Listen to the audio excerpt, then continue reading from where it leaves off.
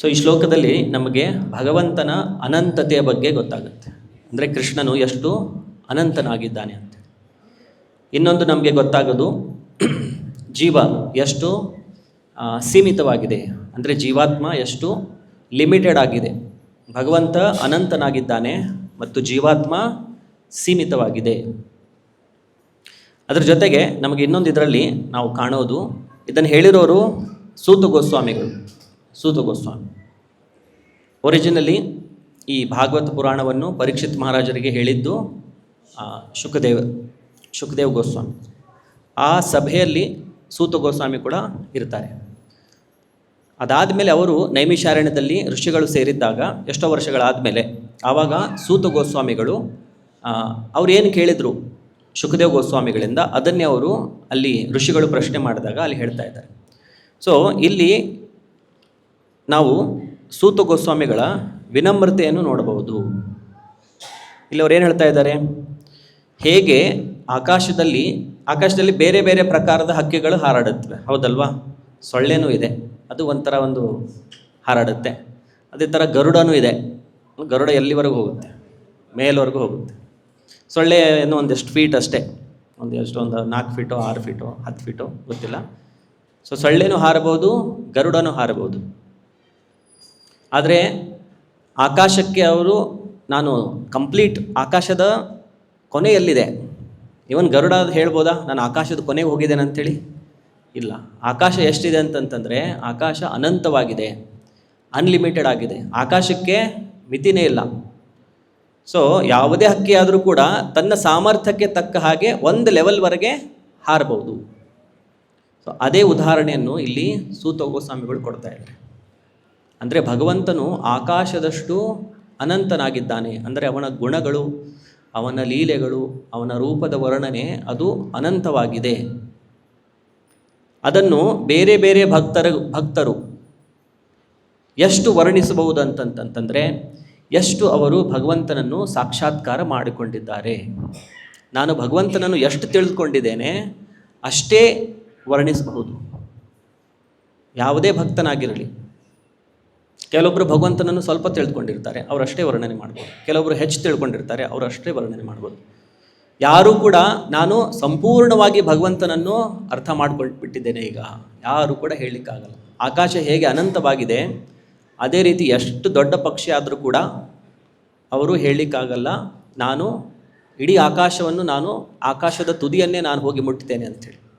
So ಅದೇ ರೀತಿ ಭಗವಂತನು ಅನಂತನಾಗಿದ್ದಾನೆ, ಮತ್ತು ಜೀವಿಯು ಸೀಮಿತನಾಗಿದ್ದಾನೆ, ಒಂದು ಸೂಕ್ಷ್ಮವಾಗಿದ್ದಾನೆ. ಸೊ ಸೂಕ್ಷ್ಮವಾದ ಜೀವಿ ಅನಂತವಾದ ಭಗವಂತನನ್ನು ಸಂಪೂರ್ಣವಾಗಿ ಅರ್ಥ ಮಾಡಿಕೊಳ್ಳಲಿಕ್ಕೆ ಸಾಧ್ಯವಿಲ್ಲ. ಭಗವಂತ ಎಷ್ಟು ತನ್ನನ್ನು ರಿವೀಲ್ ಮಾಡ್ತಾನೆ, ಎಷ್ಟು ತನ್ನ ಬಗ್ಗೆ ಜ್ಞಾನವನ್ನು ಕೊಡ್ತಾನೆ ಭಕ್ತನಿಗೆ, ಅಲ್ಲಿವರೆಗೆ ಮಾತ್ರ ನಾವು ಭಗವಂತನ ಬಗ್ಗೆ ಹೇಳಬಹುದು ಅಥವಾ ತಿಳಿದುಕೊಳ್ಳಬಹುದು. ಸೊ ಇದು ಏನು ತೋರಿಸುತ್ತೆ ಅಂತಂತಂದರೆ ಭಗವಂತನ ವಿಶಾಲತೆಯನ್ನು ತೋರಿಸುತ್ತೆ, ಅನಂತವಾದ ಗುಣವನ್ನು ತೋರಿಸುತ್ತೆ, ಮತ್ತು ಜೀವಾತ್ಮದ ಒಂದು ಸೂಕ್ಷ್ಮತೆಯನ್ನು ತೋರಿಸುತ್ತೆ. ಅದೇ ಜೊತೆಗೆ ಇಲ್ಲಿ ಭಕ್ತರ ಗುಣಗಳನ್ನು ಕೂಡ ತೋರಿಸುತ್ತೆ. ಈಗ ಸೂತ ಗೋಸ್ವಾಮಿ ಅವರು ಸಾಮಾನ್ಯನ ಇಡೀ ಭಾಗವತ ಪುರಾಣನೇ ಅವರು ಹೇಳ್ತಾ ಇದ್ದಾರೆ. ಆದರೂ ಅವರಲ್ಲಿ ವಿನಮ್ರತೆ ಎಷ್ಟಿದೆ ನೋಡಿ. ಅವರೇನು ಹೇಳ್ತಾ ಇದ್ದಾರೆ, ನನ್ನಿಂದ ನಾನು ಎಷ್ಟು ಸಾಧ್ಯವಾಗತ್ತೆ ಅದನ್ನಷ್ಟೇ ನಾನು ಹೇಳ್ತೇನೆ. ನಾನು ಕಂಪ್ಲೀಟಾಗಿ ಭಗವಂತ ನನಗೆ ಗೊತ್ತಿದ್ದಾನಂತೇಳಿ ನಾನು ಹೇಳ್ತಾ ಇಲ್ಲ. ಭಗವಂತ ಆಕಾಶದಷ್ಟಿದ್ದಾನೆ. ಇದಕ್ಕೆ ವಿರುದ್ಧ ಏನು, ಇದಕ್ಕೆ ಬೇರೆದಂತಂದರೆ ಅದಕ್ಕೆ ಪ್ರೈಡ್ ಅಂತಾರೆ. ಪ್ರೈಡ್ ಅಂದರೆ ಗರ್ವ ಅಥವಾ ಜಂಬ. ನನಗೆಲ್ಲ ಗೊತ್ತು, ನಾನು ಯಾರ ಹತ್ರ ಯಾಕೆ ಕೇಳಬೇಕು, ಎಲ್ಲ ನನಗೆ ಗೊತ್ತಿದೆ, ನನಗೆ ಗೊತ್ತಿದ್ದಷ್ಟು ಯಾರಿಗೂ ಗೊತ್ತಿಲ್ಲ, ಎಲ್ಲರಿಗಿಂತ ಜಾಣ ನಾನೇ, ಉಳಿದವರೆಲ್ಲ ಅವ್ರಿಗೆಲ್ಲ ಬುದ್ಧಿ ಕಡಿಮೆ ಬುದ್ಧಿಯವರು, ಆದರೆ ನಾನು ಮಾತ್ರ ಎಲ್ಲರಿಗಿಂತ ಜಾಣ, ನನಗೆ ಗೊತ್ತಿರೋಷ್ಟು ಯಾರಿಗೂ ಗೊತ್ತಿಲ್ಲ. ಸೊ ಒಬ್ಬ ಭಕ್ತ ಎಷ್ಟು ಮುಂದುವರೆದಿದ್ದಾನೆ ಭಕ್ತಿಯಲ್ಲಿ, ಎಷ್ಟು ಆಧ್ಯಾತ್ಮಿಕತೆಯಲ್ಲಿ ಮುಂದುವರೆದಿದ್ದಾನೆ, ಎಷ್ಟು ಅಡ್ವಾನ್ಸ್ಮೆಂಟ್ ಆಗಿದೆ, ಎಷ್ಟು ಬೆಳೆದಿದ್ದಾನೆ, ಅದನ್ನು ನಾವು ಹೇಗೆ ಜಡ್ಜ್ ಮಾಡ್ಬೋದು? ಎಷ್ಟು ಆ ಭಕ್ತನಲ್ಲಿ ವಿನಮ್ರತೆ ಬೆಳೆದಿದೆ ಅದರಿಂದ ನಾವು ಜಡ್ಜ್ ಮಾಡ್ಬೋದು. ಕೇವಲ ತಿಲಕ ಕಂಠಿ ಹಾಕ್ಕೊಂಡ್ಬಿಟ್ರೆ ನಾವು ಭಕ್ತರಂತೇಳಿ ಅಲ್ಲ. ನಿಜವಾದ ಭಕ್ತಿ, ನಮ್ಮಲ್ಲಿ ಭಕ್ತಿ ಹೆಚ್ಚಾಗ್ತಾ ಇದೆ ಅಂತಂತಂದರೆ ಇದೆಲ್ಲ ಗುಣಗಳು ಕಾಣಬೇಕು ನಮ್ಮಲ್ಲಿ. ಆವಾಗಲೇ ನಾವು ಹೇಳ್ಬೋದು ನಾವು ಭಕ್ತಿಯಲ್ಲಿ ಮುಂದೆ ವರಿತಾ ಇದ್ದೇವೆ ಅಂತ. ಇದನ್ನು ಬೇರೆಯವರು ಸರ್ಟಿಫಿಕೇಟ್ ಕೊಡ್ಬೋದು, ಯಾಕಂದರೆ ನಮಗೆ ಒಂದು ಡೀಲಿಂಗ್ಸಲ್ಲಿ ನಮ್ಗೆ ಗೊತ್ತಾಗ್ಬಿಡುತ್ತೆ ಒಬ್ಬ ವ್ಯಕ್ತಿ ಹೇಗಿದ್ದಾನಂತೆ. ಅದನ್ನು ನಾವು ಕೂಡ ಅಸೆಸ್ ಮಾಡ್ಬೋದು, ನಮ್ಮನ್ನು ನಾವೇ ಕೂಡ ಆತ್ಮಾವಲೋಕನೆಯನ್ನು ಮಾಡ್ಕೋಬಹುದು. ಸೊ ನನ್ನಲ್ಲಿ ಎಷ್ಟು ವಿನಮ್ರತೆ ಇದೆ. ಇನ್ನೊಂದು ಇಲ್ಲಿ ನಾವು ನೋಡೋದು ಪ್ರಾಮಾಣಿಕತೆ. ಸೂತ ಗೋಸ್ವಾಮಿಗಳು ಪ್ರಾಮಾಣಿಕವಾಗಿ ಹೇಳ್ತಾ ಇದ್ದಾರೆ. ಅವ್ರೇನು ಹೇಳ್ತಾ ಇಲ್ಲ, ನನಗೆಲ್ಲ ಗೊತ್ತು, ನಾನೆಲ್ಲ ಹೇಳ್ತೇನೆ ನಿನಗಂತೇಳಿ. ನನಗೆ ಎಷ್ಟು ಗೊತ್ತಿದೆ ನಾನು ಅಷ್ಟು ಹೇಳ್ತಾ ಇದ್ದೀನಿ. ಇದಕ್ಕೆ ಸಿನ್ಸಿಯರಿಟಿ ಅಂತಾರೆ, ಪ್ರಾಮಾಣಿಕತೆ ಅಂತ ಹೇಳ್ತಾರೆ, ಮತ್ತು ವಿನಮ್ರತೆ. ಸೊ ಭಕ್ತಿಯಲ್ಲಿ ನಾವು ಮುಂದೆ ಹೋಗ್ಬೇಕಂತಂತಂದರೆ ಇದೆರಡು ಗುಣಗಳು ತುಂಬ ಮುಖ್ಯವಾದದ್ದು. ಇದನ್ನು ನಾವು ಬೆಳೆಸ್ಕೋಬೇಕು. ನಮ್ಮಂದೇ ನಾವು ಆತ್ಮಾವಲೋಕನೆಯನ್ನು ಮಾಡಿಕೊಳ್ಬೇಕು.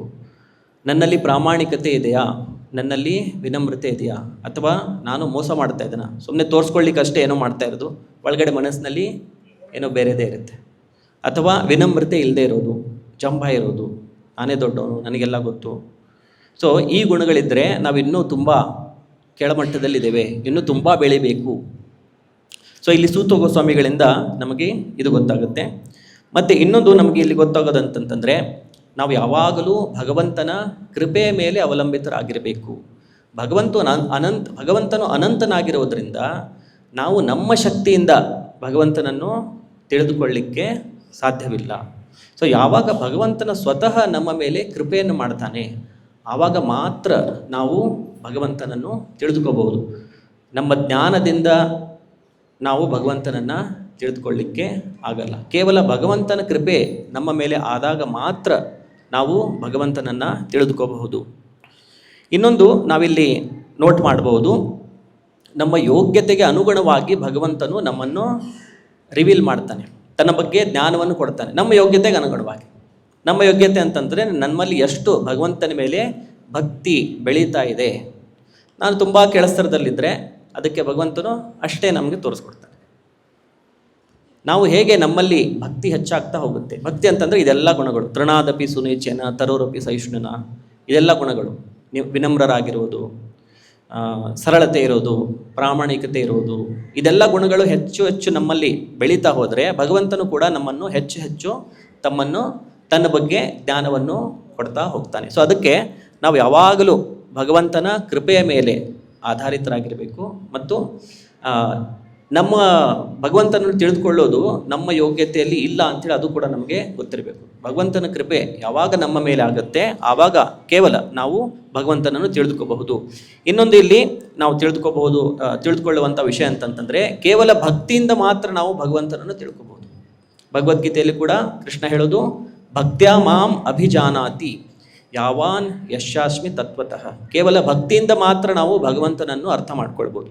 ಬೇರೆ ಮಾರ್ಗಗಳಿದೆ, ನಾನು ತುಂಬ ಒಳ್ಳೆ ಕರ್ಮ ಮಾಡ್ತೇನೆ, ನಾನು ಒಬ್ಬ ಒಳ್ಳೆ ವ್ಯಕ್ತಿಯಾಗಿರ್ತೇನೆ, ಅದರಿಂದ ನಾನು ಭಗವಂತನನ್ನು ಅರ್ಥ ಮಾಡ್ಕೋಬೋದಾ? ಇಲ್ಲ. ಎಲ್ಲಿವರೆಗೆ ನಾವು ಭಗವಂತನಿಗೆ ಶರಣಾಗುವುದಿಲ್ವೋ, ಭಗವಂತನ ಭಕ್ತಿಯನ್ನು ಮಾಡೋದಿಲ್ವೋ, ಅಲ್ಲಿವರೆಗೆ ನಾನು ಭಗವಂತನನ್ನು ತಿಳಿದುಕೊಳ್ಳಿಕ್ಕೆ ಸಾಧ್ಯವಿಲ್ಲ. ಅದೇ ರೀತಿ ನಾನು ತುಂಬ ಯೋಗಾಭ್ಯಾಸ ಮಾಡ್ತೇನೆ, ಧ್ಯಾನ ಮಾಡ್ತೇನೆ, ಅದರಿಂದ ನಾನು ಭಗವಂತನನ್ನು ತಿಳ್ಕೊಬೋದು. ಎಲ್ಲಿವರೆಗೆ? ಆ ಮಟ್ಟದವರೆಗೆ ಅಷ್ಟೇ ತಿಳ್ಕೊಬೋದು. ಜ್ಞಾನದಿಂದ ನಾನು ಎಲ್ಲ ಉಪನಿಷತ್ತುಗಳನ್ನು ಓದ್ತೇನೆ, ವೇದಾಂತ ಓದ್ತೇನೆ, ಆದರೆ ಭಗವಂತನಲ್ಲಿ ಶರಣಾಗತಿ ಇಲ್ಲ. ಸೊ ಭಕ್ತಿ ಅಂದರೆ ಏನು? ಭಕ್ತಿ ಅಂದರೆ ಶರಣಾಗತಿ, ಭಗವಂತನ ಶರಣಿನಲ್ಲಿ ಹೋಗುವುದು. ಭಕ್ತಿ ಅಂದರೆ ಅದು. ಸೊ ಯಾವಾಗ ನಾವು ಭಗವಂತನ ಶರಣಿಗೆ ಹೋಗ್ತೇವೆ, ಭಗವಂತನಲ್ಲಿ ಶರಣಾಗುತ್ತೇವೆ, ಆವಾಗ ನಾವು ಕೃಷ್ಣನನ್ನು ನಮಗೆಷ್ಟು ಬೇಕು ಅಷ್ಟು ಅರ್ಥ ಮಾಡ್ಕೋಬೋದು. ಭಕ್ತ್ಯಾ ಮಾಂ ಅಭಿಜಾನಾತಿ ಯಾವಾನ್ ಯಶ್ಚಾಸ್ಮಿ ತತ್ವತಃ, ಮತ್ತು ತತ್ವವತ್ತಾಗಿ ನಾವು ಅರ್ಥ ಮಾಡ್ಕೋಬಹುದು. ಮತ್ತು ಇನ್ನೊಂದು ವಿಷಯ ನಮಗೆ ಇಲ್ಲಿ ನಾವು ನೋಟ್ ಮಾಡಬಹುದು, ಈ ಭಗವಂತನ ಬಗ್ಗೆ ಜ್ಞಾನ ಏನಿದೆ ಇದನ್ನು ಕೇವಲ ಶುದ್ಧ ಭಕ್ತರು ಮಾತ್ರ ಪ್ರಸಾರ ಮಾಡಬಹುದು. ಈಗ ಸೂತ ಗೋಸ್ವಾಮಿಗಳು ಅವರು ಶುದ್ಧ ಭಕ್ತರು, ಪ್ರಭುಪಾದರು ಶುದ್ಧ ಭಕ್ತರು, ಇಡೀ ಆಚಾರ್ಯ ಪರಂಪರೆ ಶುಕದೇವ ಗೋಸ್ವಾಮಿಗಳು ಅವರೆಲ್ಲ ಶುದ್ಧ ಭಕ್ತರು. ಭಗವಂತನ ಜ್ಞಾನ ಪ್ರಸಾರ ಮಾಡುವುದು ಯಾರ ಕೆಲಸ?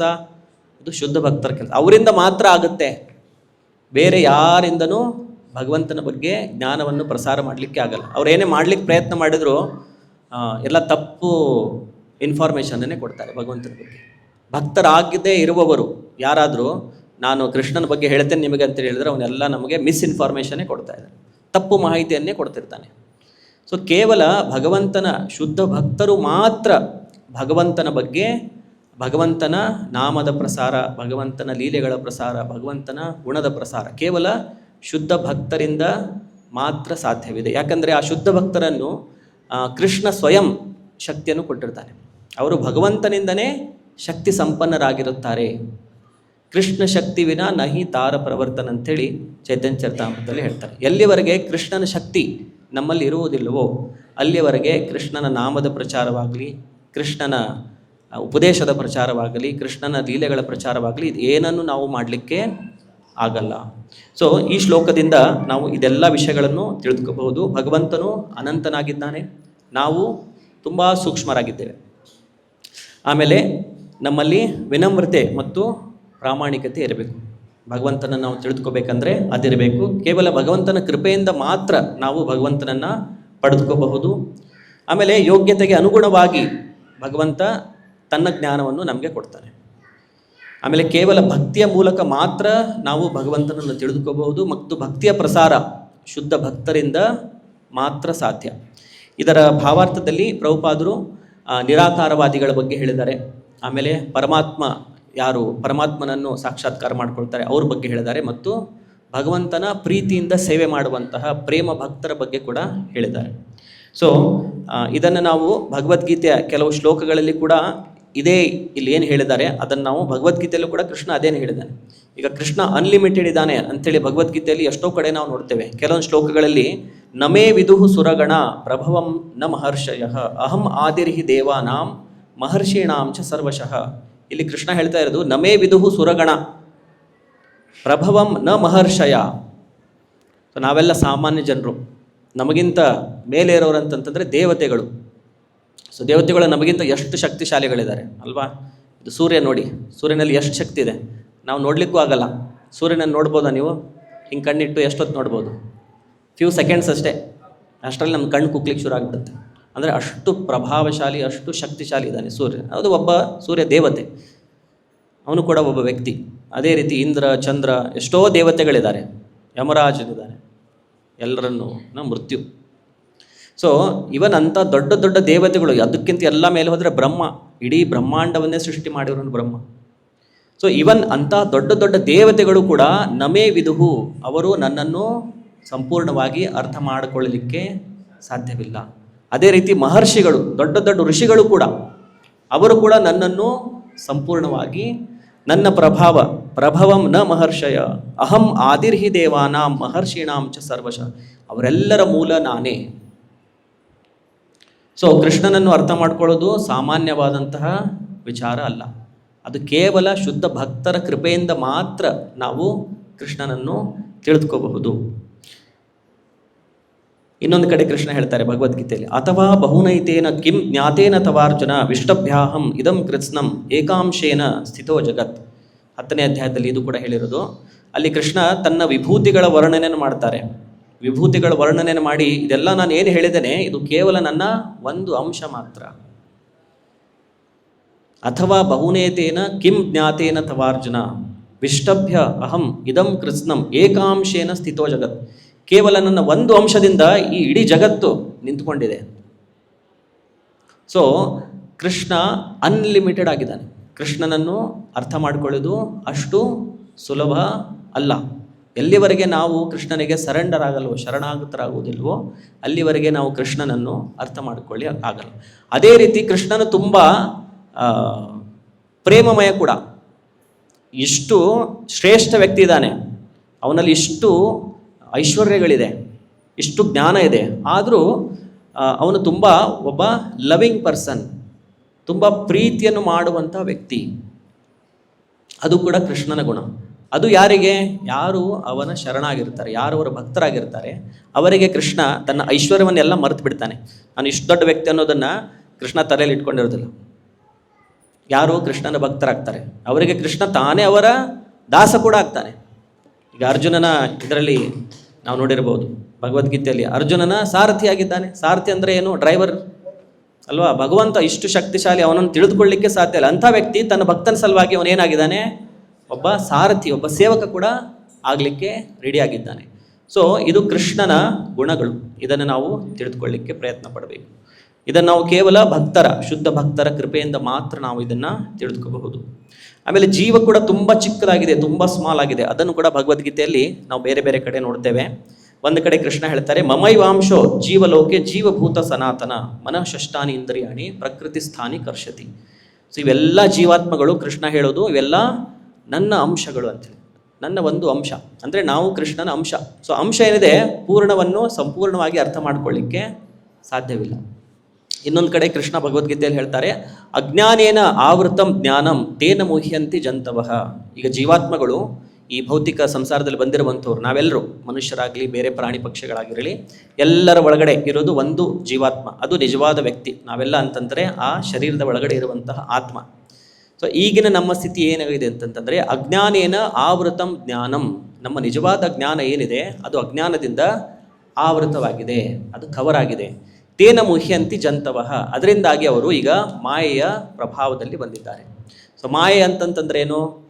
ಎಲ್ಲದಕ್ಕೂ ನಾನೇ ಒಡೆಯ, ನಾನು ಹೇಗೆ ಬಯಸ್ತೇನೆ ಅದೇ ರೀತಿ ಎಲ್ಲ ನಡಿಬೇಕು, ಎಲ್ಲ ಇರುವುದು ನನ್ನ ಎಂಜಾಯ್ಮೆಂಟಿಗೆ. ಇದೆಲ್ಲ ಏನಿದೆ ಇಡೀ ಸೃಷ್ಟಿಯಲ್ಲಿ ಏನಿದೆ ಅದೆಲ್ಲ ನಾನೇ ಅನುಭವಿಸಬೇಕು, ನಾನೇ ಭೋಗಿಸಬೇಕು. ಇದು ಏನಿದೆ ಇದು ಅಜ್ಞಾನ ಅಂತ ಹೇಳ್ತಾರೆ, ಇದು ಮಾಯೆ ಅಂತ ಹೇಳ್ತಾರೆ. ಮಾಯೆ ಅಂತಂದರೆ ಇದೆ. ಎಲ್ಲಿವರೆಗೆ ನಮ್ಮಲ್ಲಿ ಇಂತಹ ಮನಸ್ಥಿತಿ ಇರುತ್ತೆ ಅಲ್ಲಿವರೆಗೆ ನಾವು ಮಾಯೆಯ ಪ್ರಭಾವದಲ್ಲಿ ಇದ್ದೇವೆ ಅಂತೇಳಿ. ಯಾವಾಗ ನಮ್ಮ ಮನಸ್ಥಿತಿ ಚೇಂಜ್ ಆಗುತ್ತೆ, ಇದೆಲ್ಲ ಕೃಷ್ಣನಿಗೆ ಸೇರಿದ್ದು, ಇದೆಲ್ಲ ಕೃಷ್ಣನ ಸೇವೆಯಲ್ಲಿ ತೊಡಗಿಸಬೇಕು, ನಾನು ಕೂಡ ಕೃಷ್ಣನ ಸೇವೆಯಲ್ಲಿ ನನ್ನನ್ನು ತೊಡಗಿಸ್ಕೊಳ್ಬೇಕು. ಆವಾಗ ಅಜ್ಞಾನ ಏನಾಗುತ್ತೆ, ಅದು ಕವರ್ ಆಗಿರೋದು ಅದು ಅನ್ಕವರ್ ಆಗುತ್ತೆ. ಸೊ ಜೀವಾತ್ಮದ ಪರಿಸ್ಥಿತಿ ಹೇಗಿದೆ ಅಂತಂತಂದರೆ ಅದು ಮಾಯೆಯ ಪ್ರಭಾವಕ್ಕೆ ಬರುತ್ತೆ. ಆದರೆ ಭಗವಂತ ಅವನು ಮಾಯೆಯ ಸ್ವಾಮಿ. ದೈವೀಹಿ ಏಷ ಗುಣಮಯಿ ಮಮ ಮಾಯಾ ದುರತ್ಯಯ. ಏನು ಮಾಯೆ ಇದೆ ಅದು ತುಂಬ ಕಷ್ಟ, ಅದನ್ನು ನಾವು ಮೀರಬೇಕಂತಂತಂದರೆ. ಆದರೆ ಯಾರು ನನ್ನಲ್ಲಿ ಶರಣಾಗ್ತಾರೆ, ಮಾಯಾಮೇತಾಂತರಂತಿದೆ ಮಾಂ ಏವೇ ಪ್ರಪದ್ಯಂತೆ, ಯಾರು ನನ್ನಲ್ಲಿ ಶರಣಾಗ್ತಾರೆ ಅವರು ಈ ಮಾಯೆ ಪ್ರಭಾವದಿಂದ ಹೊರಗಡೆ ಬರಬಹುದು. ಅದನ್ನು ಕೂಡ ಕೃಷ್ಣ ಭಗವದ್ಗೀತೆ ಹೇಳಿದ್ದಾರೆ. ಆಮೇಲೆ ಇದು ಜೀವಾತ್ಮ ಭಗವಂತನ ಕೃಪೆಯ ಮೇಲೆ ಅವಲಂಬಿತವಾಗಿದೆ, ಅದನ್ನು ಕೂಡ ಭಗವದ್ಗೀತೆಯಲ್ಲಿ ಕೃಷ್ಣ ಬೇರೆ ಬೇರೆ ಕಡೆ ಹೇಳಿದ್ದಾರೆ. 2ನೇ ಅಧ್ಯಾಯದಲ್ಲಿ ನಾವು ನೋಡ್ಬೋದು, ಪ್ರಸಾದೇ ಸರ್ವ ದುಃಖಾನಾಂ ಹಾನಿರಸ್ಯೋಪಜಾಯತೆ. ಯಾವಾಗ ಜೀವಾತ್ಮಕ್ಕೆ ಪ್ರಸಾದ ಅಂದರೆ ಕೃಪೆ, ನನ್ನ ಕೃಪೆ ಸಿಗುತ್ತೆ, ಆವಾಗ ಅವನು ಎಲ್ಲ ದುಃಖಗಳಿಂದ ಹೊರಗಡೆ ಬರ್ತಾನೆ. ಪ್ರಸನ್ನ ಚೇತಸೋ ಹ್ಯಾಶು ಬುದ್ಧಿ ಪರ್ಯವತಿಷ್ಠತೆ, ಆವಾಗ ಮಾತ್ರ ಅವನು ಪ್ರಸನ್ನ ಚೇತನಾಗುತ್ತಾನೆ. ಅಲ್ಲಿವರೆಗೆ ಟೆನ್ಷನಲ್ಲೇ ಇರ್ತಾನೆ, ಯಾವಾಗಲೂ ಟೆನ್ಷನಲ್ಲೇ ಇರ್ತಾನೆ. ನಮ್ಮ ಕರೆಂಟ್ ಸ್ಥಿತಿ ಏನಂತಂದರೆ ಯಾವಾಗಲೂ ಟೆನ್ಷನಲ್ಲಿರುತ್ತೆ, ಪ್ರಸನ್ನರಾಗಿರೋದಿಲ್ಲ. ಯಾವಾಗಲೂ ಒಳಗಡೆ ಏನೋ ಒಂದು ಗೊಂದಲ, ಏನೋ ಒಂದು ಹೋರಾಟ, ಏನೋ ಒಂದು ನಡೀತಾನೇ ಇರುತ್ತೆ, ಶಾಂತಿ ಅನ್ನೋದೇ ಇರೋದಿಲ್ಲ. ಆದರೆ ಯಾವಾಗ ನಮಗೆ ಭಗವಂತನ ಕೃಪೆ ಸಿಗುತ್ತೆ, ಪ್ರಸಾದೇ ಸರ್ವ ದುಃಖಾನಾಂ ಹಾನಿರಸ್ಯ ಉಪಜಾಯತೆ, ಎಲ್ಲ ದುಃಖಗಳ ಶಮನವಾಗುತ್ತೆ ಯಾವಾಗ ಭಗವಂತನ ಕೃಪೆ ನಮ್ಮ ಮೇಲೆ ಆಗುತ್ತೆ. ಆವಾಗ ಪ್ರಸನ್ನ ಚೇತಸನಾಗುತ್ತಾನೆ. ಪ್ರಸನ್ನ ಚೇತಸ ಹ್ಯಾಶು ಬುದ್ಧಿ ಪರಿವತಿಷ್ಠತೆ, ಆವಾಗ ಅವನ ಬುದ್ಧಿ ಸ್ಥಿರವಾಗುತ್ತೆ. ಅಲ್ಲಿವರೆಗೆ ಬುದ್ಧಿ ಸ್ಥಿರ ಇರಲ್ಲ. ಬುದ್ಧಿ ಏನೋ ಒಂದು ಪ್ಲ್ಯಾನು, ಏನೋ ಒಂದು ಐಡಿಯಾಸ್ ಕೊಡ್ತಾನೆ ಇರುತ್ತೆ. ಆ ಬುದ್ಧಿ ಮತ್ತು ಮನಸ್ಸು ಎರಡು ಸೇರಿಸಿ ನಮ್ಮದು ಹಾರ್ಟನ್ನು ಹಾಗೆ ಬರ್ನ್ ಆಗ್ತಾ ಇರುತ್ತೆ, ಉರಿತಾ ಇರುತ್ತೆ. ಈ ಬುದ್ಧಿ ಮತ್ತು ಮನಸ್ಸು, ಈ ಭೌತಿಕ ಬುದ್ಧಿ ಮತ್ತು ಭೌತಿಕ ಮನಸ್ಸು ಎರಡು ಸೇರಿಸಿ ನಮ್ಮ ಹೃದಯ ಯಾವಾಗಲೂ ಒಂದು ಗೊಂದಲದಲ್ಲಿ, ಒಂದು ಬೆಂಕಿ ಒಳಗಡೆನೇ ಇರುತ್ತೆ. ಸೊ ಯಾವಾಗ ನಾವು ಕೃಷ್ಣನಿಗೆ ಶರಣಾಗ್ತೇವೆ, ಯಾವಾಗ ನಮಗೆ ಕೃಷ್ಣನ ಕೃಪೆ ಆಗುತ್ತೆ, ಅವಾಗ ಎಲ್ಲ ಶಮನವಾಗುತ್ತೆ. ನಮ್ಮ ಬುದ್ಧಿ ಆವಾಗ ಸ್ಥಿರ ಬುದ್ಧಿ ಇರೋರಾಗುತ್ತೆ. ಆವಾಗ ನಾವು ವಿಚಲಿತರಾಗುವುದಿಲ್ಲ. ಇನ್ನೊಂದು ಕಡೆ ಕೂಡ ಕೃಷ್ಣ ಹೇಳ್ತಾರೆ, ಮಚ್ಚಿತ್ತಃ ಸರ್ವದುರ್ಗಾಣಿ ಮತ್ ಪ್ರಸಾದಾತ್ ತರಿಷ್ಯತಿ. ನನ್ನ ಪ್ರಸಾದದಿಂದ ಮಚ್ಚಿತ್ತಃ, ಯಾವಾಗ ನೀನು ನಿನ್ನ ಚಿತ್ತ ಯಾವಾಗಲೂ ನನ್ನಲ್ಲೇ ಕೇಂದ್ರೀಕೃತವಾಗಿರುತ್ತೆ. ಯಾವಾಗಲೂ ನಾವು ಕೃಷ್ಣನ ಬಗ್ಗೆ ಧ್ಯಾನ ಮಾಡ್ತಾ ಇರ್ತೇವೆ, ಕೃಷ್ಣನ ಬಗ್ಗೆನೇ ನಾವು ವಿಚಾರ ಮಾಡ್ತಾ ಇರ್ತೇವೆ, ಕೃಷ್ಣನ ಸೇವೆ ಹೇಗೆ ಮಾಡಬೇಕು, ಯಾವಾಗಲೂ ನಾವು ಇದರಲ್ಲೇ ಅಬ್ಸಾರ್ವ್ ಆಗಿಬಿಟ್ಟಿದ್ರೆ ಆವಾಗ ಮಚ್ಚಿತ್ತಃ ಸರ್ವದುರ್ಗಾಣಿ, ಎಲ್ಲ ಪ್ರಕಾರದ ಏನು ದುರ್ಗಗಳು ಕಷ್ಟಗಳಿದೆ, ಮತ್ ಪ್ರಸಾದಾತ್ ತರಿಷ್ಯತಿ, ನನ್ನ ಕೃಪೆಯಿಂದ ನೀನು ಆ ಎಲ್ಲ ಕಷ್ಟಗಳಿಂದ ಹೊರಗಡೆ ಬರಬಹುದು. ಅಥಚೇತ್ವಂ ಅಹಂಕಾರ ನ ಶ್ರೋಷ್ಯಸಿ ವಿನಂಕ್ಷಸಿ, ಆದರೆ ಅಹಂಕಾರದಿಂದ ನಾನು ಹೇಳಿರುವಂಥ ಉಪದೇಶವನ್ನು ನೀನು ಕೇಳಲಿಲ್ಲ ಅಂತಂತಂದರೆ, ಅಥಚೇತ್ ತ್ವಂ ಅಹಂಕಾರ ನ ಶ್ರೋಷ್ಯಸಿ. ಏನು ಕೃಷ್ಣ ಹೇಳ್ತಾ ಇದ್ದಾನೆ, ಇದೆಲ್ಲ ಭಗವದ್ಗೀತೆ ಏನು, ಇದರಿಂದ ನನಗೇನಾಗಬೇಕಾಗಿದೆ? ಅಹಂಕಾರದಿಂದ ಯಾರು ಈ ಉಪದೇಶಗಳನ್ನು ತ್ಯಾಗ ಮಾಡ್ತಾರೆ, ಅದನ್ನು ತ್ಯಜಿಸ್ತಾರೆ, ಅವ್ರದ್ದೇನಾಗುತ್ತೆ? ವಿನಂಕ್ಷಸಿ. ವಿನಾಶ ಅಂತಂತಂದ್ರೆ ಏನು? ಮತ್ತೆ ಮತ್ತೆ ಜನ್ಮ, ಮತ್ತೆ ಮತ್ತೆ ಮೃತ್ಯು. ಈಗ ಮನುಷ್ಯ ಇದೆ, ಪ್ರಾಣಿ ಆಗ್ಬೋದು, ಪಕ್ಷಿ ಆಗ್ಬೋದು, ಮಲದಲ್ಲಿರುವಂತಹ ಒಂದು ಹುಳ ಕೂಡ ಆಗಬಹುದು. ಅಲ್ಲಿವರೆಗೆ ಆತ್ಮದ ಪತನ ಆಗುತ್ತೆ. ಎಲ್ಲಿವರೆಗೆ ಅಂತ. ಸೊ ಯಾರು ಭಗವಂತನ ಉಪದೇಶಗಳನ್ನು ಕೇಳುವುದಿಲ್ವೋ, ಪಾಲನೆ ಮಾಡುವುದಿಲ್ವೋ, ಅವರ ಕೇವಲ ವಿನಾಶ ಅಷ್ಟೇ ಆಗುತ್ತೆ. ಅವರು ಯಾವತ್ತೂ ತಮ್ಮ ಜೀವನದಲ್ಲಿ ಆಧ್ಯಾತ್ಮಿಕದಲ್ಲಿ ಪ್ರಗತಿಯನ್ನು ಮಾಡಲಿಕ್ಕೆ ಸಾಧ್ಯವಿಲ್ಲ. ಯಾವುದೇ ರೀತಿಯಾದಂತಹ ಅವರು ಸುಖವಾಗಲಿ ಅಥವಾ ಶಾಂತಿಯನ್ನು ಪಡೆದುಕೊಳ್ಳಲಿಕ್ಕೆ ಸಾಧ್ಯವಿಲ್ಲ. ಆಮೇಲೆ ಬೇರೆ ಬೇರೆ ಜನರು ಭಗವಂತನನ್ನು, ಕೃಷ್ಣನನ್ನು ಬೇರೆ ಬೇರೆ ಸ್ತರದಲ್ಲಿ, ಇಲ್ಲಿ ಹೇಳಿರೋ ಹಾಗೆ ಹೇಗೆ ಆಕಾಶ ಬೇರೆ ಬೇರೆ ಪಕ್ಷಿಗಳು ಬೇರೆ ಬೇರೆ ಎತ್ತರಕ್ಕೆ ಹಾರುತ್ತವೆ, ಅದನ್ನು ಕೂಡ ಭಗವದ್ಗೀತೆಯಲ್ಲಿ ಕೃಷ್ಣ ಹೇಳಿದ್ದಾರೆ.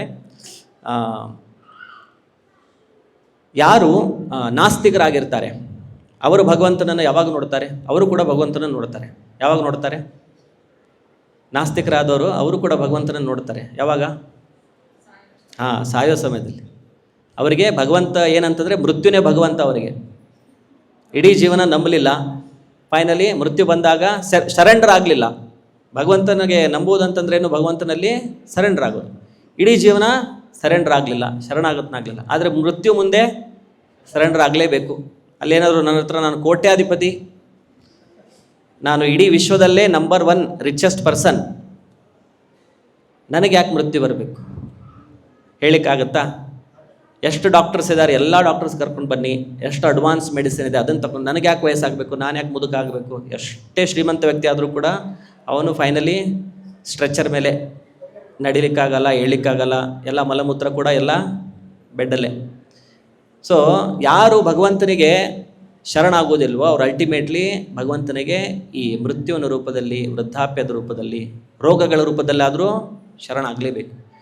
ಸೊ ಯಾರಿಗೆ ಆಸ್ಥೆ ಇಲ್ಲವೋ, ನಾಸ್ತಿಕರು ಯಾರಿದ್ದಾರೆ ಅವರಿಗೆ ಭಗವಂತ ಈ ರೂಪದಲ್ಲಿ ಕಾಣ್ತಾನೆ.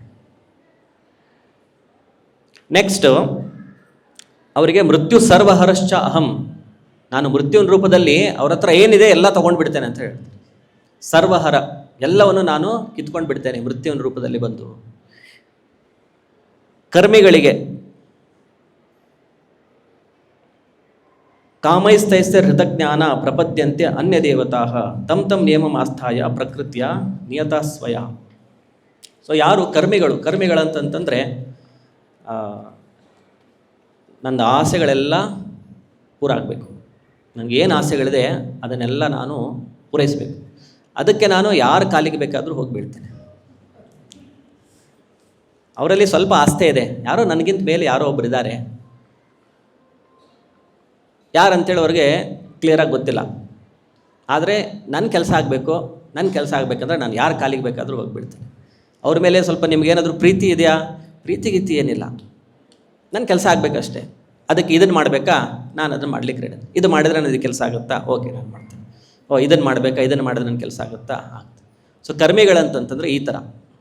ಅಂದರೆ ಅವ್ರು ತುಂಬ ವ್ರತ, ಪೂಜೆ, ಆಚರಣೆ ಇದರಲ್ಲಿರ್ತಾರೆ. ಅವ್ರು ಯಾಕೆ ಮಾಡ್ತಿರ್ತಾರೆ? ಇದನ್ನು ಮಾಡಿದ್ರೆ ನನಗೆ ಒಳ್ಳೆಯದಾಗತ್ತೆ, ನನಗೇನೋ ಒಂದು ಬೇಕಾಗಿದೆ, ಅದು ಬೇಕಂದರೆ ಯಾರೋ ಹೇಳಿದರು, ಇದನ್ನು ಮಾಡಿದ್ರೆ ಅದು ಸಿಗುತ್ತೆ, ಅವನಿಗೆ ಸಿಕ್ತು. ಕೇಳಿಸ್ತಾ ಇಲ್ಲ? ಕತ್ತೆ ಕಾಲು ಹಿಡಿ ಅಂದರೆ ಕಾರ್ಯವಾಸಿ. ಸೊ ಕರ್ಮಿಗಳಂತಂದರೆ ಈ ಥರ, ಅವ್ರು ಯಾರ ಕಾಲಿಗೆ ಬೀಳಿಗೂ ರೆಡಿ ಇರ್ತಾರೆ, ನನ್ನ ಕೆಲಸ ಆಗಬೇಕಷ್ಟೆ. ಅಂದರೆ ಅವರಲ್ಲಿ ಇಷ್ಟು ಕಾಮ ಇದೆ ಅಂತಂತಂದರೆ ಆ ಕಾಮದಿಂದ ಅವ್ರದ್ದೆಲ್ಲ ಜ್ಞಾನ ಏನಾಗಿದೆ, ಕವರ್ ಆಗಿಬಿಟ್ಟಿದೆ. ಯಾಕಂದರೆ ಎಷ್ಟು ಈ ಕಾಮ ಇರುತ್ತೆ, ನಾಲೆಜ್ ಅನ್ನೋದು ಪೂರ ಕವರ್ ಆಗಿಬಿಡುತ್ತೆ. ಈವನ್ ಎಷ್ಟು ನಾವು ಅಡ್ವಾನ್ಸ್ಮೆಂಟ್ ಆದರೂ ಕೂಡ ಅವರಲ್ಲೂ ಕೂಡ ಈ ಕಾಮಕ್ಕೆ ಅವರು ದಾರಿ ಕೊಟ್ಬಿಟ್ರೆ ಎಲ್ಲ ಜ್ಞಾನವನ್ನು ಅದನ್ನು ಸುಡುವಂಥ ಶಕ್ತಿ ಇದು ಕಾಮಕ್ಕಿದೆ. ಇದು ವೆರಿ ವೆರಿ ಡೇಂಜರಸ್. ಇದು ಲಸ್ಟ್ ಅನ್ನೋದೇನಿದೆಯಲ್ಲ ಅದು ಬೇರೆ ಬೇರೆ ರೂಪದಲ್ಲಿ ಎಕ್ಸಿಬಿಟ್ ಆಗುತ್ತೆ, ಹೊರಗಡೆ ಕಾಣುತ್ತೆ. ಒಂದು ಈ ಲಸ್ಟ್ ಅಂತಂತಂದರೆ ಇದು ಮೈಥುನ ಸುಖ, ಇದು ಒಂದು ಲಸ್ಟು. ಅದನ್ನು ಬಿಟ್ಟರೆ ಬೇರೆ ಬೇರೆ, ನನಗಿದು ಬೇಕು, ನನಗದು ಬೇಕು, ನನಗೆ ಸ್ಥಾನ ಬೇಕು, ಮಾನ ಬೇಕು, ಜನರನ್ನು ಹೊಗಳಬೇಕು, ಇದೆಲ್ಲ ಕೂಡ ಬೇರೆ ಬೇರೆ ಕಾಮದ ಬೇರೆ ಬೇರೆ ರೂಪಗಳು. ಸೊ ಕರ್ಮಿಗಳಂತಂತಂದರೆ ಇದನ್ನು ಸಿಗಲಿಕ್ಕೆ ನಾವು ಯಾರಿಗೆ ಬೇಕಾದರೂ ಕಾಲಿಗೆ ಬಿಡ್ತೇವೆ. ಅವರು ಇವರೇ ದೊಡ್ಡವರು, ಇವರಿಂದ ನನಗೆ ಸಿಗುತ್ತೆ, ಆ ಥರ ಅವರು ತಿಳ್ಕೊಂಡಿರ್ತಾರೆ. ಜ್ಞಾನಿಗಳು ಅವ್ರು ಏನು ಮಾಡ್ತಾರೆ? ಜ್ಞಾನಯಜ್ಞೇನ ಚಾಪ್ಯನ್ನೇ ಯಜಂತೋ ಮಾಂ ಉಪಾಸತೆ. ಯಾಕಂದರೆ ಈ ಕರ್ಮಿಗಳಿಗೆ ಕೂಡ ಅವ್ರು ಯಾರು ದೇವತೆಗಳ ಹತ್ರ ಹೋದರೂ ಕೂಡ ಅವರಿಗೆ ಫಲ ಸಿಗೋದು ಅಲ್ಟಿಮೇಟಾಗಿ ಕೃಷ್ಣ ಅವ್ರಿಗೆ ಕೊಡ್ತಾನೆ, ಅವರು ಅವನಿಗೆ ಕೊಡ್ತಾರೆ. ಅದನ್ನು ಭಗವದ್ಗೀತೆಯಲ್ಲಿ ಕೃಷ್ಣ ಹೇಳಿರೋದು. ಯಾವುದೇ ದೇವತೆ ಹತ್ರ ಹೋಗಿ ನಾವೇನೋ ಬೇಡಿ ಅವರಿಂದ ನಮಗೆ ಸಿಕ್ಕರೂ ಕೂಡ ಅಲ್ಟಿಮೇಟ್ಲಿ ಕೊಟ್ಟಿರೋರು ಯಾರು? ಕೃಷ್ಣನೇ ಕೊಟ್ಟಿರೋದು. ಕೃಷ್ಣ ಅವನಿಗೆ ಕೊಡ್ತಾನೆ, ಅವರು ಅವ್ರಿಗೆ ಕೊಡ್ತಾರೆ. ಸೊ ಅಲ್ಟಿಮೇಟ್ಲಿ ಎಲ್ಲರೂ ಕೃಷ್ಣನಿಗೆ ಸರೆಂಡರ್ ಆಗಬೇಕು. ಅವ್ರಿಗೆ ಜ್ಞಾನ ಇಲ್ಲ, ಅದಕ್ಕೆ ಅವರು ಯಾರು ಬೇಕಾದರೂ ಹೋಗಿ ಅವ್ರ ಹತ್ರ ಕೈ ಚಾಚ್ತಿರ್ತಾರೆ. ಬಟ್ ಅವರಿಗೂ ಕೂಡ ಅಲ್ಟಿಮೇಟ್ಲಿ ಕೃಷ್ಣನೇ ಕೊಟ್ಟಿರೋದು, ಇವರು ಮುಖಾಂತರ ಕೊಡ್ತಾ ಇರೋದು ಅಷ್ಟೇ, ಅದು ಅವರಿಗೆ ಗೊತ್ತಿರಲ್ಲ. ಸೊ ಜ್ಞಾನಿಗಳು ಜ್ಞಾನ ಯಜ್ಞೇನ ಚಾಪಿ ಅನ್ನೇ ಯಜಂತೋ ಮಾಂ ಉಪಾಸತೆ ಏಕತ್ವೇನ ಪೃಥಕ್ವೇನ ಬಹುಧಾ ವಿಶ್ವತೋ ಮುಖಂ. ಸೊ ಕೆಲವೊಬ್ಬರು ಕೂಡ ಭಗವಂತ ಅಂದರೆ ಯಾರು ಕ್ಲಿಯರಾಗಿ ನಾಲೆಜ್ ಇರಲ್ಲ. ಸೊ ಕೆಲವೊಬ್ರು ಏನಂತೇಳಿ ತಿಳ್ಕೊಳ್ತಾರೆ, ಭಗವಂತ ಅಂತಂದರೆ ಒಂದು ನಿರಾಕಾರವಾದ ಶಕ್ತಿ, ನಾನು ಕೂಡ ಹೋಗಿ ಅದರಲ್ಲಿ ಲೀನವಾಗಿ ಬಿಡಬೇಕು. ಲೀನವಾಗಿ ಬಿಟ್ಟರೆ ನಾನು ಕೂಡ ಆ ದೊಡ್ಡ ಶಕ್ತಿಯಾಗಿ ಬಿಡ್ತೇನೆ. ಅದಕ್ಕಾಗಿ ನಾನು ನನ್ನನ್ನೇ ಪೂಜಿಸ್ತೇನೆ. ಯಾಕಂದ್ರೆ ನಾನು ಅದೇ, ನಾನೇ ಆ ಶಕ್ತಿ. ಹೇಗೋ ನಾನೀಗ ಒಂದು ಸಪ್ರೇಟ್ ಆಗಿಬಿಟ್ಟಿದ್ದೇನೆ, ಅಲ್ಲಿ ಹೋಗಿ ನಾನು ಮತ್ತೆ ಅದರಲ್ಲಿ ಕೂಡಬೇಕು. ಅದಕ್ಕೆ ಅಹಂ ಗ್ರಹೋಪಾಸನ ಅಂತೇಳಿ ಹೇಳ್ತಾರೆ. ಜ್ಞಾನಿಗಳು ತಮ್ಮನ್ನೇ ಪೂಜಿಸ್ಕೊಳ್ತಾರೆ, ನಾನೇ ಸುಪ್ರೀಂ ಅಂತೇಳಿ. ಈ ಜ್ಞಾನಿಗಳು ಏನಿದಾರಲ್ವಾ, ಅವ್ರದ್ದು ಮೇನ್ ಡಿಫೆಕ್ಟ್ ಅಂತಂದರೆ, ಯಾಕಂದ್ರೆ ಅವ್ರು ಎಲ್ಲ ತ್ಯಾಗ ಮಾಡಿರ್ತಾರೆ. ಅವರು ಮನೆ ಮಠ ಎಲ್ಲ ಬಿಟ್ಟಿರ್ತಾರೆ, ಸನ್ಯಾಸ ತಗೊಂಡಿರ್ತಾರೆ, ತುಂಬ ತಪಸ್ಸುಗಳನ್ನು ಮಾಡ್ತಾ ಇರ್ತಾರೆ. ಆದರೆ ಅವರಲ್ಲಿ ಒಂದು ಗುಣ ಏನಿಲ್ಲ ಅಂತಂತಂದರೆ, ಇದು ಶರಣಾಗತಿ ಅನ್ನೋದು ಇರೋದಿಲ್ಲ ಅವರಲ್ಲಿ. ನಾನು ಯಾಕೆ ಸರೆಂಡರ್ ಆಗಬೇಕು, ನಾನೇ ಸುಪ್ರೀಂ, ನಾನು ತಪಸ್ಸು ಮಾಡಿ, ನಾನು ಓದಿ ಎಲ್ಲನೂ ನಾನೇ ಮಾಡ್ತೇನೆ, ನನ್ನಲ್ಲಿ ಅದೆಲ್ಲ ಸಾಮರ್ಥ್ಯ ಇದೆ, ನನ್ನಲ್ಲಿ ಶಕ್ತಿ ಇದೆ. ಇದು ಜ್ಞಾನಿಗಳ ಮೇನ್ ಪ್ರಾಬ್ಲಮ್. ಇದು ಅವರಿಗೆ ಭಗವಂತನಲ್ಲಿ ಶರಣಾಗತಿ ಅನ್ನೋದಿರೋದಿಲ್ಲ. ಆದರೆ ಅಂಥ ಜ್ಞಾನಿಗಳು ಬಹುನಾಂ ಜನ್ಮನಾಂ ಅಂತೆ ಜ್ಞಾನವಾನ್ ಮಾಂ ಪ್ರಪದ್ಯತೆ. ಎಷ್ಟೋ ಜನ್ಮಗಳು ಈ ರೀತಿಯಾಗಿ ಇದ್ದು ಅದು ಆವಾಗಲೂ ಸುಖ ಸಿಗ್ತಾ ಇಲ್ಲ, ಶಾಂತಿ ಇಲ್ಲ ಅಂತೇಳಿ ಗೊತ್ತಾದಾಗ ಆವಾಗ ಲಾಸ್ಟಿಗೆ ಬಂದುಬಿಟ್ಟು ಅವರು ಕೃಷ್ಣನಲ್ಲಿ ಶರಣಾಗ್ತಾರೆ. ಅಂದರೆ ತುಂಬ ಸ್ಲೋ ಪ್ರೊಸೆಸ್, ತುಂಬ ವಧೆ ಬಿದ್ದು ಲಾಸ್ಟಿಗೆ ಗೊತ್ತಾಗುತ್ತೆ ಅವರಿಗೆ. ಸೊ ಅವರು ಕೂಡ ಇಂಡೈರೆಕ್ಟಾಗಿ ಕೃಷ್ಣನನ್ನೇ ಪೂಜಿಸ್ತಿರ್ತಾರೆ. ಇನ್ನು ಕೆಲವೊಬ್ಬರು ಈ ವಿಶ್ವರೂಪನೇ ದೊಡ್ಡದು ಎಲ್ಲದಕ್ಕೆ ಅಂತೇಳಿ ವಿಶ್ವರೂಪವನ್ನು ಕೂಡ ಪೂಜಿಸ್ತಿರ್ತಾರೆ. ಸೊ ಅವರಿಗೆಲ್ಲ ಕಂಪ್ಲೀಟ್ ಜ್ಞಾನ ಇಲ್ಲ ಅಂಥೇಳಿ. ಆದರೆ ಯಾರು ಭಕ್ತರಾಗಿರ್ತಾರೆ, ಆಮೇಲೆ ಯೋಗಿಗಳು ಕೂಡ ತಪಸ್ಸುಗಳ ಮೂಲಕ, ಮನ ನಿಯಂತ್ರಣದ ಮೂಲಕ, ಧ್ಯಾನದ ಮೂಲಕ ಅವರು ಕೂಡ ಪರಮಾತ್ಮ ಅಂಥೇಳಿ ಅಲ್ಲಿ ಧ್ಯಾನದ ಮುಖಾಂತರ ಪರಮಾತ್ಮನನ್ನು ನೋಡಲಿಕ್ಕೆ ಅವರು ಪ್ರಯತ್ನ ಪಡ್ತಾರೆ. ಆದರೆ ಯಾರು ಭಕ್ತರಾಗಿರ್ತಾರೆ, ಭಕ್ತ್ಯಾ ಮಾಂ ಅಭಿಜಾನಾತಿ ಯಾವಾನ್ ಯಶ್ಚಾಸ್ಮಿ ತತ್ವತಃ. ಕೇವಲ ಭಕ್ತರು ಮಾತ್ರ ನನ್ನನ್ನು ತತ್ವವತ್ತಾಗಿ ಎಷ್ಟು ಬೇಕೋ ಅಷ್ಟು ನಾನು ಅವರಿಗೆ ನನ್ನನ್ನು ರಿವೀಲ್ ಮಾಡ್ತೇನೆ. ಸೊ ಇದರಿಂದ ನಮಗೆ ಭಕ್ತಿಯ ಶ್ರೇಷ್ಠತೆ ಎಷ್ಟಿದೆ ಅಂತೇಳಿ ಗೊತ್ತಾಗುತ್ತೆ. ಅಂದರೆ ಅಂಥ ಅನಂತನಾದಂತಹ ಭಗವಂತನನ್ನು, ಕೃಷ್ಣನನ್ನು ಕೇವಲ ಭಕ್ತಿಯ ಮುಖಾಂತರ ನಾವು ಕಂಟ್ರೋಲಲ್ಲಿ ತೊಗೊಂಡು ಬರ್ಬೋದು. ಕೃಷ್ಣ ಏನಾಗ್ತಾನೆ, ತನ್ನ ಭಕ್ತರ ವಶದಲ್ಲಿ ಬಂದುಬಿಡ್ತಾನೆ. ಭಕ್ತರ ಪ್ರೇಮದ ವಶದಲ್ಲಿ ಬರ್ತಾನೆ. ಭಾಗವತಂದಲ್ಲಿ ಬ್ರಹ್ಮ ಕೂಡ ಕೃಷ್ಣನಿಗೆ ಪ್ರಾರ್ಥನೆ ಮಾಡಬೇಕಾದ್ರೆ, ಬ್ರಹ್ಮ ವಿಮಾನ ಲೀಲೆ ಆದಮೇಲೆ ಅಲ್ಲೂ ಕೂಡ ಅವರು ಇದನ್ನೇ ಹೇಳ್ತಾರೆ, ಈ ವಿನಮ್ರತ ಬಗ್ಗೆನೇ ಹೇಳ್ತಾರೆ. ಅಲ್ಲಿ ಕೂಡ ಯಾವ ಶ್ಲೋಕ ಅದು, ಯಪ್ರಾಯಶೋ ಅಜಿತ ಜಿತೋಪಿ ಅಸಿತೈಸ್ತ್ರಿಲೋಕ್ಯಾಂ. ಅಂದರೆ ನಾವು ವಿನಮ್ರರಾಗಿ, ನಾವು ಯಾವ ಸ್ಥಾನದಲ್ಲಿದೆ, ಫಸ್ಟ್ ನಮ್ಮಲ್ಲಿ ವಿನಮ್ರತೆ ಬರಬೇಕಂತೇಳಿ ಅಲ್ಲಿ ಬ್ರಹ್ಮ ಹೇಳ್ತಾರೆ. ಫಸ್ಟ್ ವಿನಮ್ರರಾಗಿ ಭವದೀಯ ವಾರ್ತಾಂ, ಭಕ್ತರ, ಶುದ್ಧ ಭಕ್ತರ ಮುಖದಿಂದ ಯಾರು ನಿನ್ನ ವಾರ್ತೆ, ನಮಗೆ ವಾರ್ತೆ ನೋಡೋದಂದರೆ ತುಂಬ ಇಂಟ್ರೆಸ್ಟ್. ಅಲ್ಲಿ ಬ್ರಹ್ಮ ಹೇಳ್ತಾ ಇರೋದು ಕೃಷ್ಣನ ವಾರ್ತೆ ಕೇಳಬೇಕಂತ ಹೇಳಿದ್ದಾರೆ. ಈ ನ್ಯೂಸಲ್ಲಿ ಬರೋದು ಆ ವಾರ್ತೆಗಳಲ್ಲಿ ಜಗಳ ಮಾಡ್ತಿರ್ತಾರಲ್ಲ ಕೂತ್ಕೊಂಡು, ಆ ವಾರ್ತೆ ಅಲ್ಲ. ಬ್ರಹ್ಮ ಹೇಳ್ತಾ ಇರೋದು ವಿನಮ್ರರಾಗಿ ಕೃಷ್ಣನ ವಾರ್ತೆಯನ್ನು ಕೇಳಬೇಕಂತೇಳಿ. ಆವಾಗ ಯಪ್ರಾಯಶೋ ಅಜಿತ ಜಿತೋಪಿ ಅಸಿತೈಸ್ತ್ರೈಲೋಕ್ಯ, ಅಜಿತನಾದಂಥ ಕೃಷ್ಣನು ಭಕ್ತರಿಂದ ಜಿತನಾಗ್ತಾನೆ ಅಂಥೇಳಿ ಬ್ರಹ್ಮ ಕೂಡ ಅಲ್ಲಿ ಹೇಳ್ತಾರೆ. ಸೊ ಈ ವಿನಮ್ರತೆ ಅನ್ನೋದೇನಿದೆ ಅದು ಒಂದು ತುಂಬ ಇಂಪಾರ್ಟೆಂಟ್ ಆಗಿರುವಂತಹ ಗುಣ. ಆಮೇಲೆ ಇಲ್ಲಿ ನಾವು ಪ್ರಭುಪಾದರಲ್ಲಿ ಕೂಡ ನೋಡ್ಬೋದು, ಅವರ ವಿನಮ್ರತೆಯನ್ನು ಕೂಡ ನಾವು ಅವರ ಲೆಕ್ಚರ್ಗಳಲ್ಲಿ, ಅವರ ಪುಸ್ತಕಗಳಲ್ಲಿ, ಅವರ ಲೆಟರ್ಗಳಲ್ಲಿ ಓದಿದಾಗ ನಮಗೆ ಗೊತ್ತಾಗುತ್ತೆ. ಶಿಲ ಪ್ರಭುಪಾದರು ಕೂಡ ಎಷ್ಟು ವಿನಮ್ರರಾಗಿದ್ರಂಥೇಳಿ ಒಂದು ಪತ್ರದಲ್ಲಿ ಅವರು ಬರುತ್ತಾರೆ, ಇದು ಸಂಪೂರ್ಣವಾಗಿ ಕೃಷ್ಣನ ಕೃಪೆಯೇ. ನನ್ನ ಗುರು ಮಹಾರಾಜರ ಮಿಷನನ್ನು ನೆರವೇರಿಸಲು ಇಂತಹ ಒಳ್ಳೆಯ ಸಹಾಯಕರನ್ನು ನನ್ನ ಬಳಿಗೆ ಕಳುಹಿಸಿದ್ದಾರೆ. ಅಂದರೆ ನನ್ನ ಗುರುಗಳು ಈ ಮಿಷನನ್ನು ಮುಂದೆ ಕರ್ಕೊಂಡು ಹೋಗಲಿಕ್ಕೆ ನಿಮ್ಮಂಥ ಎಲ್ಲ ಒಳ್ಳೆ ಭಕ್ತರನ್ನು ನನಗೆ ಕಳಿಸಿದ್ದಾರೆ. ಇದೆಲ್ಲ ಕೃಷ್ಣನ ಕೃಪೆ. ವೈಯಕ್ತಿಕವಾಗಿ ನಾನು ಅಲ್ಪನಾದವನು. ಅಂದರೆ ಪ್ರಭುಪಾದರು ಏನು ಹೇಳ್ತಾ ಇದ್ದಾರೆ, ವೈಯಕ್ತಿಕನಾಗಿ ನಾನು ತುಂಬ ತುಚ್ಛನಾಗಿದ್ದೇನೆ. ನನ್ನ ಗುರು ಮಹಾರಾಜರ ಆದೇಶದ ಮೇರೆಗೆ ನಾನು ಇಲ್ಲಿ ಬಂದಿದ್ದೇನೆ ಮತ್ತು ಅವರು ದಯಪಾಲಿಸಿ ನಿಮ್ಮಂತಹ ಎಲ್ಲ ಹುಡುಗರನ್ನು ನನಗೆ ಸಹಾಯ ಮಾಡಲು ಕಳುಹಿಸಿದ್ದಾರೆ. ಆದ್ದರಿಂದ ಏನೇ ಕಾರ್ಯ ನಡೆಯುತ್ತಿದ್ದರೂ ಅದರಲ್ಲಿ ನನಗೆ ಯಾವುದೇ ಶ್ರೇಯಸ್ಸಿಲ್ಲ. ಇದೇನು ಇಸ್ಕಾನ್ ಮೂಮೆಂಟ್ ಇಷ್ಟು ದೊಡ್ಡ ಮೂಮೆಂಟ್ ಆಗಿತ್ತು, ಇಡೀ ವಿಶ್ವದಲ್ಲಿ ಹರಡಿತ್ತು. ಅದನ್ನು ಸ್ಥಾಪನೆ ಮಾಡಿರುವಂತಹ ಪ್ರಭುಪಾದರು ಅವ್ರು ಹೇಳ್ತಾ ಇರೋದು, ಇದರಲ್ಲಿ ನನ್ನ ಶ್ರೇಯಸ್ಸು ಯಾವುದೂ ಇಲ್ಲ. ಇದೆಲ್ಲ ಸೇರಿದ್ದು ಯಾರಿಗೆ? ನನ್ನ ಗುರು ಮಹಾರಾಜರಿಗೆ. ಸಂಪೂರ್ಣ ಶ್ರೇಯಸ್ಸು ನನ್ನ ಗುರು ಮಹಾರಾಜರಿಗೆ ಸೇರಿದೆ, ಏಕೆಂದರೆ ಎಲ್ಲ ವ್ಯವಸ್ಥೆಯನ್ನು ಅವರು ಮಾಡಿದ್ದಾರೆ ಮತ್ತು ನಾನು ಕೇವಲ ಅವರ ಆದೇಶವನ್ನು ಪಾಲಿಸುತ್ತಿದ್ದೇನೆ. ಇನ್ನೊಂದು ಲೆಟರಲ್ಲಿ ಕೂಡ ಪ್ರಭುಪಾದರು ಇದನ್ನೇ ಹೇಳ್ತಾರೆ, ವಾಸ್ತವವಾಗಿ ನನಗೆ ಯಾವುದೇ ಶ್ರೇಯಸ್ಸಿಲ್ಲ. ಯಾವುದಾದರೂ ಶ್ರೇಯಸ್ಸಿದ್ದರೂ ಅದು ನನ್ನ ಗುರು ಮಹಾರಾಜರಾದ ಭಕ್ತಿ ಸಿದ್ಧಾಂತ ಸರಸ್ವತಿ ಗೋಸ್ವಾಮಿ ಪ್ರಭುಪಾದರಿಗೆ ಸೇರಿದೆ. ಅವರು ನಿಮ್ಮಂತಹ ಅನೇಕ ಸತ್ಸ್ವಭಾವದ ಆತ್ಮಗಳನ್ನು ಈ ಚಳುವಳಿಗೆ ಕಳುಹಿಸುವ ಮೂಲಕ ನನಗೆ ಸಹಾಯ ಮಾಡುತ್ತಿದ್ದಾರೆ. ಏನೇ ಕಾರ್ಯ ನಡೆಯುತ್ತಿದ್ದರೂ ಅದು ಸಂಪೂರ್ಣವಾಗಿ ಅವರ ದಿವ್ಯ ಕೃಪೆಯಿಂದಲೇ ನಡೆಯುತ್ತಿದೆ. ಆದ್ದರಿಂದ ನನ್ನ ಕಾರ್ಯವೆಂದರೆ ಅವರ ಆದೇಶವನ್ನು ಕೇವಲ ಪಾಲಿಸುವುದಷ್ಟೇ. ಇದೇ ಶಿಷ್ಯ ಪರಂಪರೆಯ ವಿಧಾನ ಮತ್ತು ನೀವು ಎಲ್ಲರೂ ನನಗೆ ಸಹಾಯ ಮಾಡಲು ಬಂದಿರುವುದರಿಂದ ನೀವು ಸಹ ಇದೇ ತತ್ವವನ್ನು ಅನುಸರಿಸಬೇಕು. ಶ್ರೀಕೃಷ್ಣನ ಸೇವೆಗೆ ನಮ್ಮ ಸಂಯುಕ್ತ ಪ್ರಯತ್ನ ಖಂಡಿತವಾಗಿಯೂ ಯಶಸ್ವಿಯಾಗುತ್ತದೆ. ಸೊ ಈ ರೀತಿ ತುಂಬ ಕಡೆ ಪ್ರಭುಪಾದರು ಹೇಳಿದ್ದಾರೆ. ಇನ್ನೊಂದು ಕಡೆ ಪ್ರಭುಪಾದರು ಹೇಳ್ತಾರೆ, ಅಂದರೆ ಇದು ಎಲ್ಲ ನಮ್ಮ ಗುರುಗಳಿಂದನೇ ಆಗ್ತಾ ಇರೋದು. ಆ್ಯಕ್ಚುಲಿ ಅವರು ನನಗೆ ಎಷ್ಟೋ ಮುಂದೆ ಆದೇಶ ಮಾಡಿದರು, ಆದರೆ ಇಲ್ಲಿವರೆಗೂ ನನಗೆ ಅದನ್ನು ಮಾಡಲಿಕ್ಕೆ ಆಗಲಿಲ್ಲ. ಲಾಸ್ಟ್ ಸ್ಟೇಜಲ್ಲಿ ನಾನು ಇದನ್ನು ಪ್ರಯತ್ನ ಪಡ್ತಾ ಇದ್ದೇನೆ. ಸೊ ಇದೆಲ್ಲ ಆಗ್ತಾ ಇರೋದು ಅವರ ಕೃಪೆಯಿಂದ ಮಾತ್ರ ಅಂತೇಳಿ. ಇನ್ನೂ ತುಂಬ ಇದಿದೆ, ಇವತ್ತು ಸಮಯದ ಅಭಾವದಿಂದ ಕಂಪ್ಲೀಟ್ ಕವರ್ ಮಾಡಲಿಕ್ಕೆ ಆಗಲಿಕ್ಕಿಲ್ಲ. ಸೊ ಇವತ್ತಿನ ಕ್ಲಾಸನ್ನು ನಾವು ಇಲ್ಲೇ ಸಮಾಪ್ತಗೊಳಿಸುವ. ಶ್ರೀಲ ಪ್ರಭುಪಾದ ಕೀ ಜೈ. ಹರೇ ಕೃಷ್ಣ.